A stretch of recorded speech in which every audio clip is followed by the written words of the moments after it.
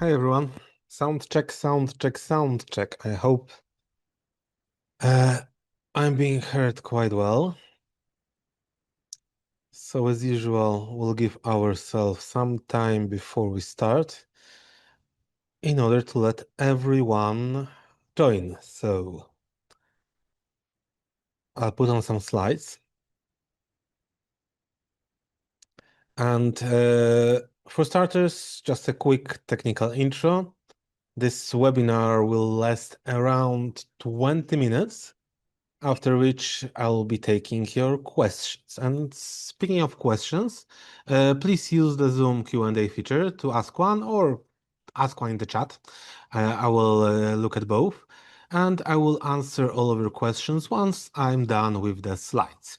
Also, this webinar is being recorded, so if you miss anything, don't worry, you will have a chance to catch up. So it will soon be published on YouTube, on our YouTube channel, along with the rest of the webinars I've already conducted and I will be conducting. So go ahead, subscribe, and you will not miss anything. Okay, I think we can get started.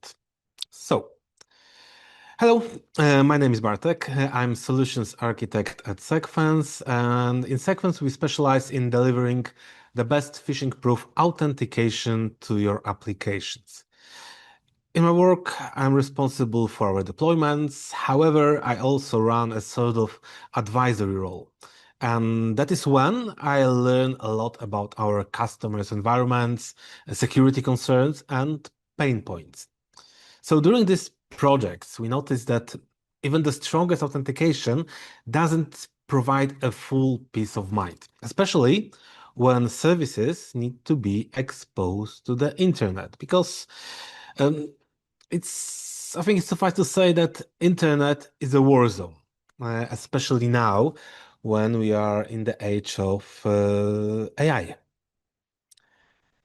I will start with something that is a little bit uncomfortable.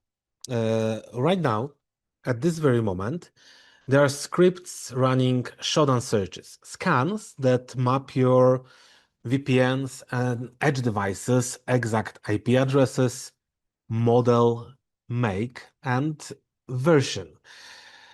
This is automated. This automated mass enumeration is done by attackers who doesn't really care who you are.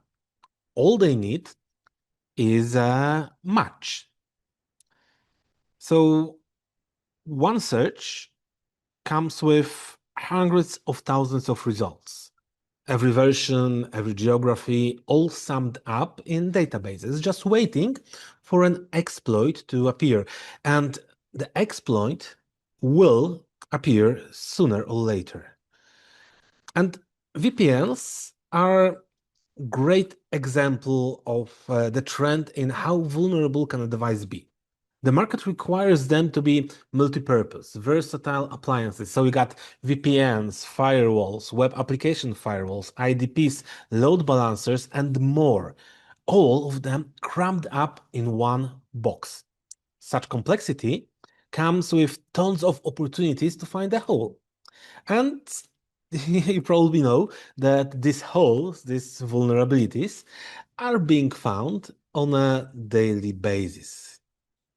This is a list of vulnerabilities with a CVSS score larger than 9 from 2025 on VPN collectors alone. So remember that CVSS score is calculated based on attack complexity, attack vector, the need for user interaction, and similar metrics. Basically, the easier it is to breach your network, the higher the score is. Again, those I'm showing here are just nines. And even though I was trying to find a more comprehensive list of vulnerabilities from year 2025, I wasn't able to. I think we can estimate that there were between 750 and 1500 vulnerabilities overall on devices related to VPNs. And you can imagine how much more was on any kind of edge device. So the problem here is that any CVE, even the lower score, can be linked into a kill chain. And the ease of use metric is pretty much overestimated with the use of AI. So again, tracking and counting all, even the minuscule CVEs against your edge devices, that sounds a little bit like a fool's around. Let's take a look at some numbers. Actually, I was thinking whether to quote you the Verizon DBIR from 2025, which shows how vulnerability exploitation grows year by year, or how long does it take attackers to create an exploit, or well, fetch a ready one from GitHub. And compare those numbers to how long it takes to patch an edge device. I could also talk about how much an attack costs, how long does it take to return to business as usual after an attack, and all the statistics that you are probably all very much aware right now. But the truth is that these statistics, even though they very much matter, they will be outdated sooner than later, thanks to the use of artificial intelligence.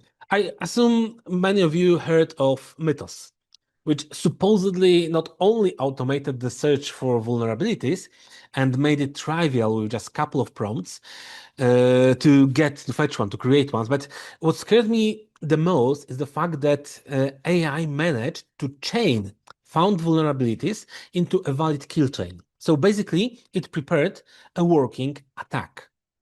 A metric called time to exploit, which is a gap between the vulnerability announcement and confirmed exploitation, reached around 10 hours this year. And it started from 2 years in 2018. But by the end of this year, it's expected that this metric will reach less than an hour. 59 minutes to create an exploit for already announced and public vulnerability. And the decline will not stop. 0-day clock actually shows already projected numbers that reach a minute or less. So your time to patch shrinks with these numbers as well, provided you had any in the first place. Remember that 70% of actively exploited vulnerabilities are 0 days at the time of discovery. So we don't even have a CVE number when exploitation starts and is in the wild. And that means then that time to patch is a negative number. And along with the use of artificial intelligence, the cost of finding vulnerabilities will also drop. And it will drop significantly. What cost millions and took teams of specialized engineers now is at reach with a monthly LLM subscription. As defenders, we are partaking in a race that we can only start when our opponents are already close to the finish line. The ever-going battle between black and white hats was never fair, to be honest, but right now, this disproportion is getting a little bit ridiculous. So, we actually are stuck with two bad options. When a CVE drops, we either shut down our remote services, so no VPNs, no remote access until the patch is available and installed. And I do not really think that this kind of scenario is a scenario that many businesses can afford. The second option is to accept the risk. So hope no one will find an exploit on your edge before you scramble your engineering team and patch your devices. And the fact is that for some reason, these vulnerabilities are never announced during business hours on a weekday. So more often than not, this is a weekend job. We do live in a scanning economy. And when you think that your business is insignificant enough for you not to be a target, then you are probably correct. But the attackers don't target you specifically. They target your version. Automated scripts run exploits whenever they can. and wherever they can, attempting to find some sort of persistent presence. And only then they verify what can be done next. It is very important to understand that it doesn't matter how important or insignificant in the global scope or your organization is. The attacker doesn't care about your industry or your revenue.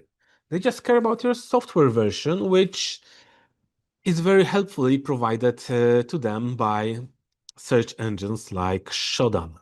Because the comparison is to a fishing net, not a spear. And once you find yourself in this proverbial net, it is very hard to predict what the consequences might be.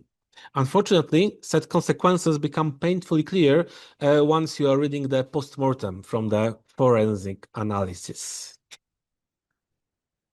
So, this is actually something that is not being said often enough. The exposure, the risk, the attack surface I've been talking about is not a result of misconfiguration. It is a feature because you need your employees to connect from home, to connect from hotel Wi-Fi's, airports. Work became distributed. So VPN gateway must be reachable from the outside world. And that means they need to be discoverable from anywhere. What makes them useful makes them also a target. So we had more layers of defense, more WAF, better IPS, faster patch cycles, and better authentication. And I assure you, it's not a wrong approach. It just feels a little bit incomplete. So the shift we propose with Secfense Ghost is actually way simpler than it sounds. What if we stop defending the exposed devices, but instead remove the attack surface altogether? Not harden the door, but make it invisible. So your VPN is still there.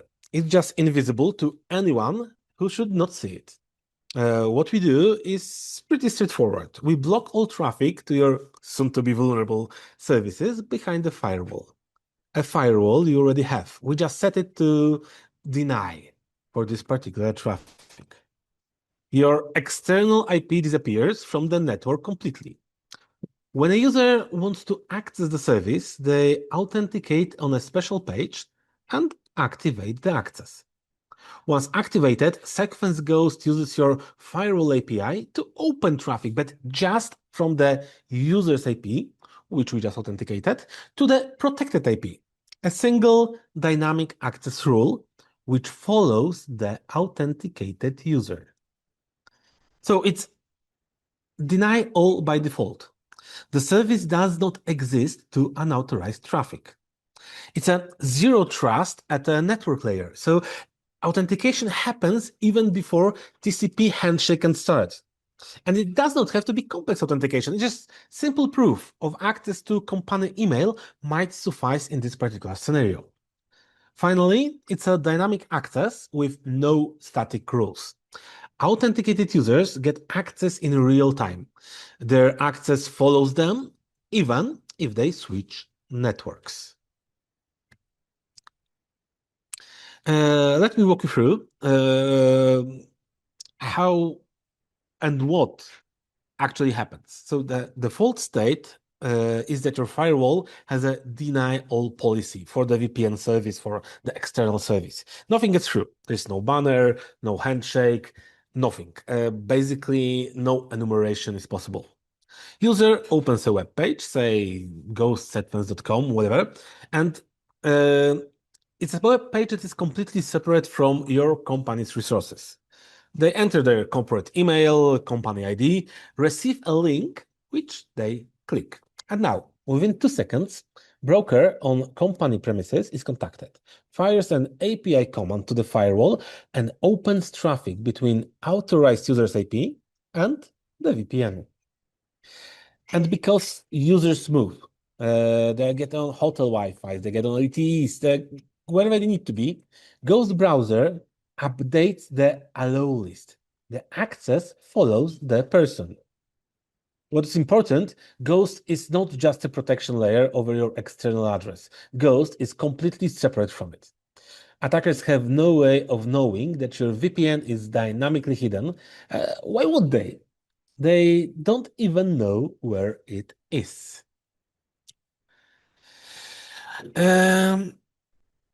This scenario is actually pretty similar to our previous feature we had in our user access security broker, where we utilized our reverse proxy positioning and hide the login page behind an authentication request.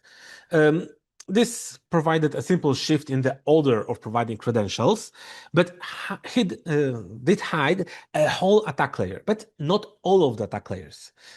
This feature only hide the ones that were web-related. Ghost extends this functionality to network layer of ISO-OSI model. I really like the door analogy, right? You don't harden the lock. You hide your entire house. You are protected at the IP layer, not HTTP, not application.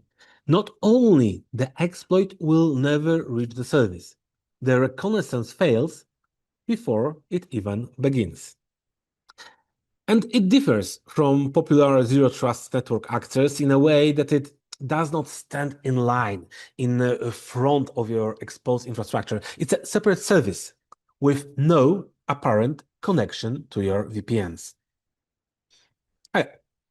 Don't take my word for it. Let's take a look at the real-life presentation of how Secfense Ghost works, along with one of particularly popular VPN vendor.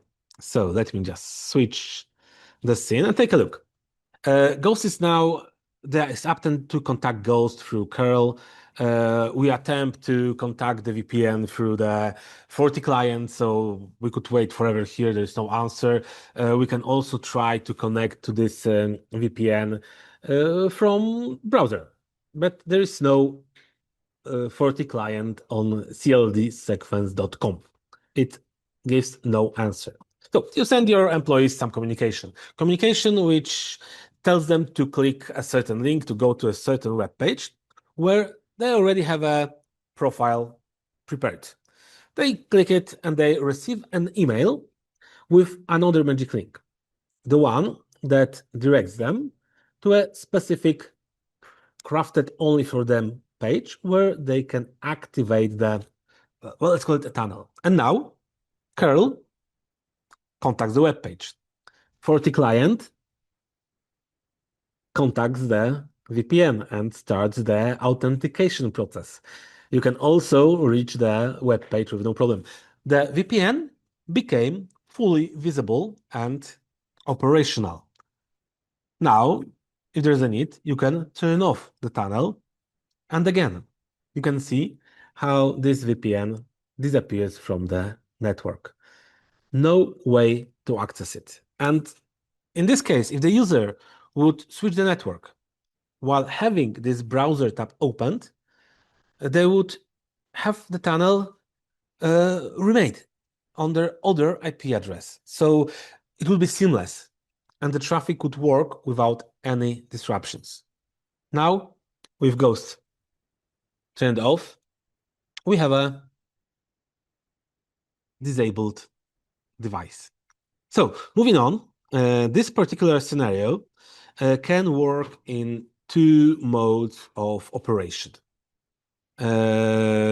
Always hidden and conditional, or as we like to call it, emergency mode. Always hidden means that VPN is simply never reachable.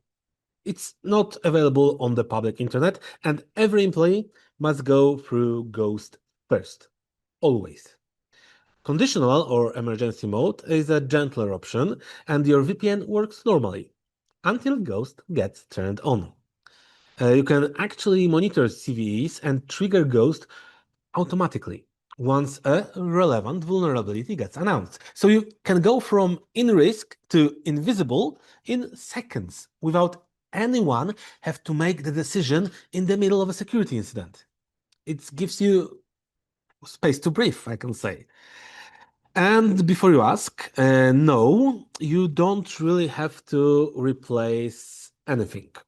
And the Secfense way is to protect without changes to the infrastructure. And this is also the way with Ghost. We contact your existing firewall through API from within your network. No modifications are needed. And users, and that's very important, users don't need to install anything. It is browser-based by default. Secfense Broker, installed on your own premises, uses an outgoing firewall rule to contact ghost tenant and long-lived TCP connections to exchange data. So there is no static incoming traffic that has to be allowed on your firewall. It also limits the potential attack surface to your own environment. So ask yourself a question. Do you have technology exposed to the internet which is required to access your internal services? If the answer is yes, then I think Ghost is for you. And VPNs are only an example of vast application Ghost can have to protect basically your entire exposed infrastructure. Obviously, high-profile organizations or those in regulated industries could benefit the most from an instant boost of security because, DORA mandates reducing attack surface for all of your critical components. NIS2 mentions network security measures, just two examples. But really, you don't need to be regulated in order to recognize the security benefits of hiding your vulnerable endpoints. This model, the onion model of security, actually remains untouched with Ghost. We do not ask you to forget any of these layers, or by any means, we don't want you to forget about patching. It's very important. But what we'll give you is a new, outmost layer, the layer of invisibility. Not because other layers don't matter, but because they need time to work. And Secfense Ghost gives you this time, and according to recent data, on average, it gives you 32 days, because that's the difference between publishing an exploit and the median of patching vulnerable device, according to Verizon DBIR. I have three questions for you. The first one, does Shodan actually index your edge? And it's very easy to find out. Go take a look. It doesn't take long. You might craft a query, but AI can help with it. However, the thing is that the answer and the search results might surprise you. What is your current plan for the next CV that will drop on your edge devices or your edge service? And the third question, what would it mean for your security and your admin team or your incident response process if an answer to a new 0-day was simply, we'll patch during next maintenance window? No hurry. So I think Ghost is actually quite straightforward to understand, but the best way to appreciate it is to see it in action. We are offering proof of concept deployments where you can actually watch your own VPN become invisible in a controlled test environment. And I strongly believe that if you made it to this slide, this topic is interesting to you. So reach out to us. We'll set up a conversation and take it from there. So thank you for your patience here. And let me move to questions. I will open the panel here. So I have a question. How is this different from Zscaler ZTNA? ZTNA, which stands for Zero Trust Network Access. I mentioned it briefly in the presentation. Zscaler Cloud is placed in front of your hidden VPN, but Zscaler infrastructure is public and known by anyone. So what you do with Zscaler ZTNA, you shift the responsibility from protecting your own edge to Zscaler, which needs to protect their own edge, which also is probably doomed to have vulnerabilities sooner or later. I hope that answers. So I have one more. If we hide the app behind Ghost, doesn't the attacker just target Ghost instead? That's actually very similar to the first one. We don't shift responsibilities. Well, we do for a reason, but there's no way to enumerate your edge devices in order to figure out they use Secfense Ghost as protection.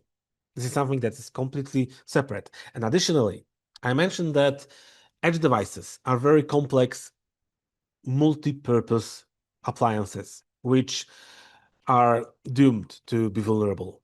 Secfense Ghost exposed attack surface is just a web page, which is quite easy to protect, at least way, way easier than those devices it is designed to protect. And one more. Does it work with always on VPN? Well, yes. Obviously, you need to have this first part when you enable this tunnel with Ghost.